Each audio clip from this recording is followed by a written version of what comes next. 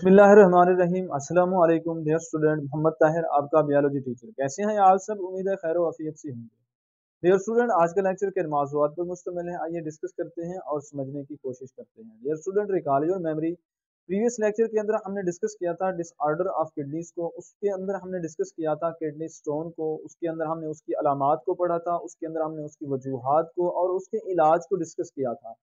आज जो हमारा नेक्स्ट टॉपिक है वो है kidney failure.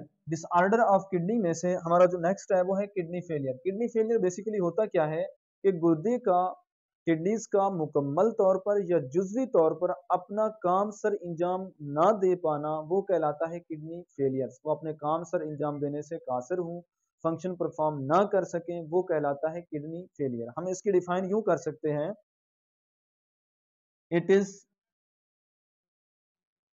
Complete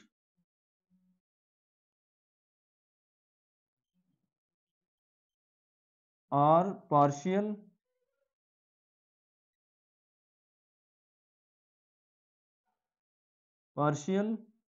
kidney failure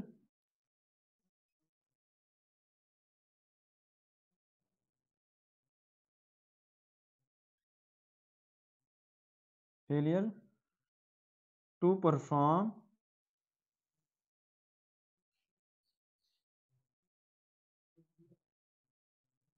its function.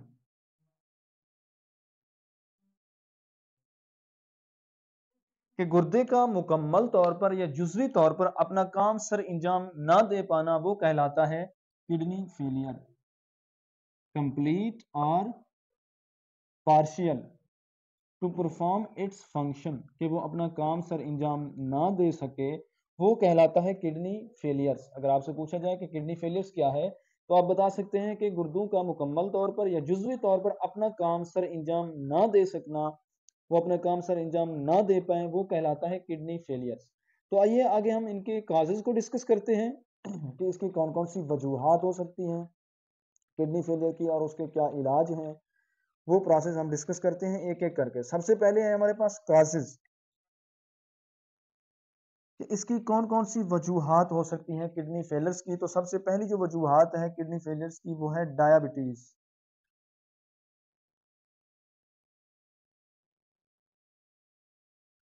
और दूसरी क्या है, हाइपरटेंशन।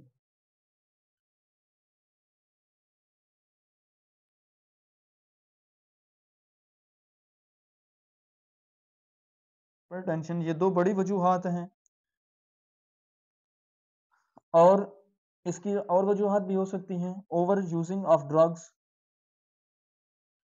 के ख़ास किस्म की अद्वियात का ज़्यादा इस्तेमाल करना। इसी तरीके से कि टिश्यूज़ को, गुर्दे के जो टिश्यूज़ हैं उनको प्रॉपर तौर पर ब्लड की सप्लाई ना मिले।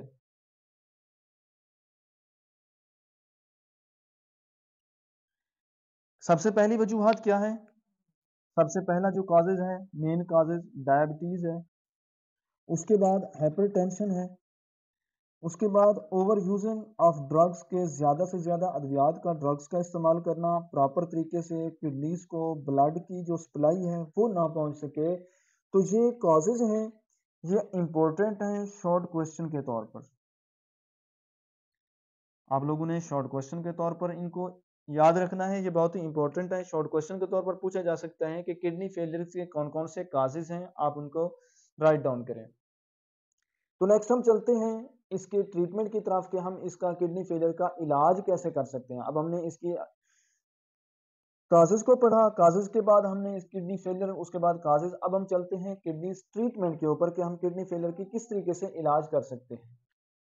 अगर हम ट्रीटमेंट की बात करें किडनी फेलियर्स की, तो इसमें दो प्रोसेस हैं इसके इलाज के लिए, इसके ट्रीटमेंट के लिए। पहला जो है डायलिसिस,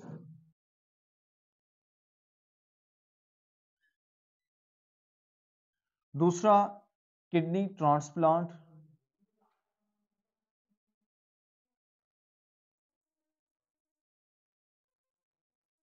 किडनी ट्रांसप्लांट। अब डायलिसिस क्या है, कि हम आर्टिफिशियली तौर पर ब्लड को क्लीन करते हैं, ब्लड को साफ करते हैं, वेस्ट मटेरियल को अलग करते हैं ब्लड से।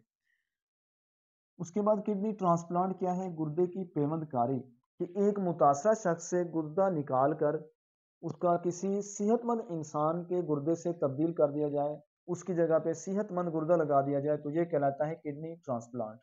तो हम इनको एक एक करके डिस्कस करते हैं। डायलिसिस क्या है, उसकी टाइप्स को, और फिर ट्रांसप्लांट को। सबसे पहले हमारे पास क्या है, हम डिस्कस करते हैं डायलिसिस। डायलिसिस क्या है? ये एक आर्टिफिशियल क्लीनिंग ऑफ ब्लड, ये एक ऐसा प्रोसेस है, आर्टिफिशियल क्लीनिंग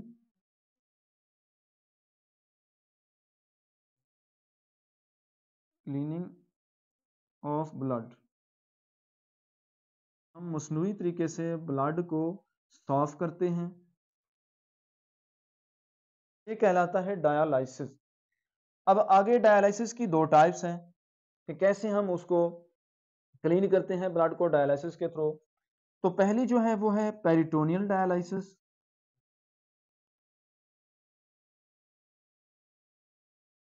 पेरिटोनियल डायलिसिस।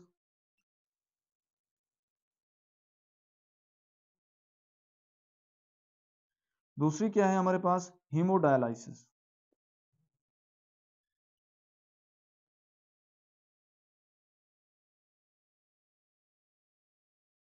ये दो तरीके हैं हमारे पास आर्टिफिशियली तौर पर ब्लड को क्लीन करने के, उससे वेस्ट मटेरियल को रिमूव करने से, कि हम किस तरीके से जो ब्लड है उसको क्लीन कर सकते हैं, मसनूई तरीके से साफ कर सकते हैं अपनी बॉडी के अंदर। तो इसमें से हम सबसे पहले डिस्कस करते हैं पेरिटोनियल डायलिसिस क्या है।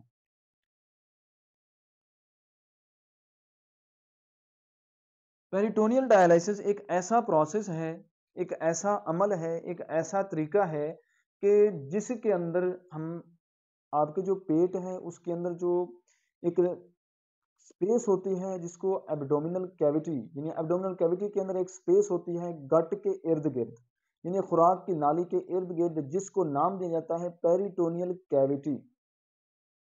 अब उस पेरिटोनियल कैविटी की मेम्ब्रेन को पेरिटोनियम मेम्ब्रेन का नाम दिया जाता है। हमारी बॉडी के अंदर एब्डोमेन के अंदर जो एक खाली स्पेस है, यानी ये जो है स्टोमिक, जो खुराक की नाली है, उसके इर्द गिर्द एक कैविटी होती है, उस कैविटी को नाम दिया जाता है पेरिटोनियल कैविटी। अब उसकी जो मेम्ब्रेन है उसको नाम दिया जाता है पेरिटोनियल, जो पेरिटोनियम मेम्ब्रेन। अब इसके अंदर होता क्या है कि इस पेरिटोनियल कैविटी के अंदर ब्लड कैपिलरीज होती हैं, ब्लड वेसल्स, छोटी छोटी बारीक बारीक खून की नालियां होती हैं, नेटवर्क होता है उन कैपिलरीज का। अब ब्लड, उनकी जो कैपिलरीज हैं वो सिंगल मेम्ब्रेन होती हैं, और उनकी जो मेम्ब्रेन है वो सेमी परमिएबल होती है, कि उनसे जब कैविटी के अंदर वो ब्लड उसके अंदर आ जाता है, कैपिलरीज के अंदर ब्लड मौजूद होता है, तो वहां पर एक फ्लूइड इंटर करवाया जाता है, एक लिक्विड मटेरियल इंटर करवाया जाता है, जिसको नाम दिया जाता है डायलाइजर फ्लूइड या डायलाइसिस फ्लूइड। अब डायलिसिस फ्लूइड जब इंटर करवाते हैं, उस कैपिलरीज के इर्द गिर्द जो फ्लूइड है वो चला जाता है। अब उस कैपिलरीज के अंदर से, जिनके अंदर ब्लड है, वहां से वो वेस्ट मटेरियल को एब्जॉर्ब कर लेता है। अब जो वेस्ट मटेरियल है वो जो फ्लूइड है डायलिसिस का, उसके अंदर चला जाता है, और फिर जब वेस्ट मटेरियल को डायलिसिस के अंदर जज्ब कर लिया जाता है, तो उस फ्लूइड को दोबारा बॉडी से रिमूव कर दिया जाता है, निकाल दिया जाता है। तो ये जो प्रोसेस है होम के ऊपर भी परफॉर्म हो सकता है, घरों के अंदर हम इसको कर सकते हैं, लेकिन ये डेली की बेस के ऊपर करना पड़ता है। तो नेक्स्ट दूसरा जो है हीमोडायलिसिस, जी उससे थोड़ा डिफरेंट है, उससे अलग है। इस प्रोसेस के अंदर क्या होता है कि मुतासरा शख्स जो किडनी फेलियर है उसके जिस्म से खून को निकाला जाता है, ब्लड को निकाला जाता है, निकाल कर एक अपरेटिस के अंदर डाला जाता है, जिसको डायलिसिस का नाम दिया जाता है। उस अपरेटिस के अंदर बारीक बारीक नालियां लगी होती हैं, बारीक बारीक वेन्स होती हैं, बारीक बारीक तारों के जैसे कि एक नेटवर्क होता है। उसके उनकी जो वॉल्स हैं वो सेमी परमिएबल्स होती हैं, और उनके इर्द गिर्द डायलिसिस फ्लूइड होता है। जैसे ही ब्लड वहां से निकल के उस अपरेटिस के अंदर जाता है, डायलिसिस जो है उसके डायलिसिस अपरेटिस के अंदर जाता है, वहां पर उसकी मेम्ब्रेन सेमी परमिएबल है, वहाँ पर डायलिसिस मौजूद है, डायलिसिस जो फ्लूइड है वो मौजूद है।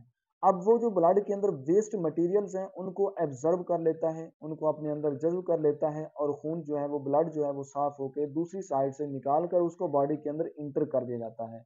ये जो तरीका है ये हमें हॉस्पिटल्स के अंदर परफ़ॉर्म करना पड़ता है, ये हफ़्ते में तकरीबन 3 बार इसको करवाना पड़ता है, इस प्रोसेस को। ये था हमारे पास इसकी ट्रीटमेंट, इसका इलाज। अगर डायलिसिस का अमल फेल हो जाए, किडनी फेलियर एंड स्टेज के ऊपर पहुंच जाए तो इसका एक और तरीका भी है, इसका एक और प्रोसेस भी है किडनी फेलियर का। वो कौन सा है? Kidney transplant.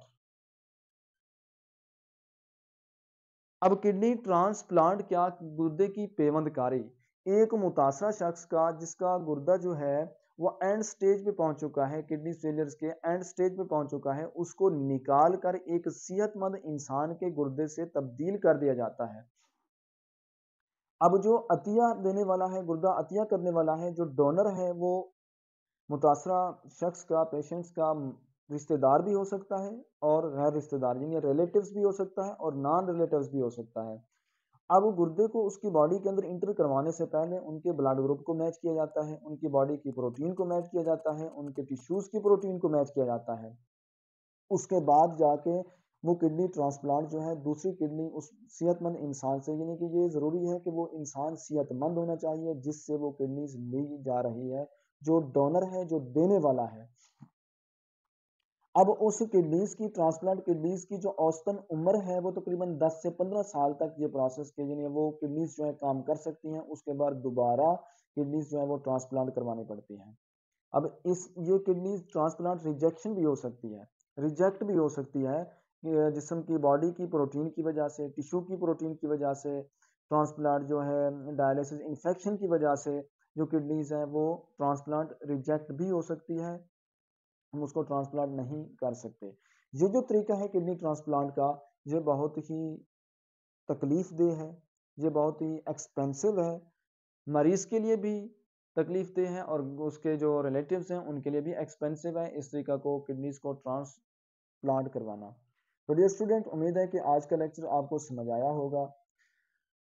तो इसमें से आप लोगों ने इम्पोर्टेंट शॉर्ट क्वेश्चन जो है काजेज़ और उसके बाद डायलिसिस क्या है, उसके बाद इसके टाइप्स, पेरिटोनियल डायलिसिस और हेमोडायलिसिस, ये शॉर्ट क्वेश्चन के तौर पर पूछे जा सकते हैं कि आप इनको अच्छे से राइट डाउन भी कर लें और मेमोराइज कर लीजिए। अगर आपको कोई क्वेश्चन है तो कमेंट सेक्शन में आप लोग पूछ सकते हैं। अल्लाह हाफिज़।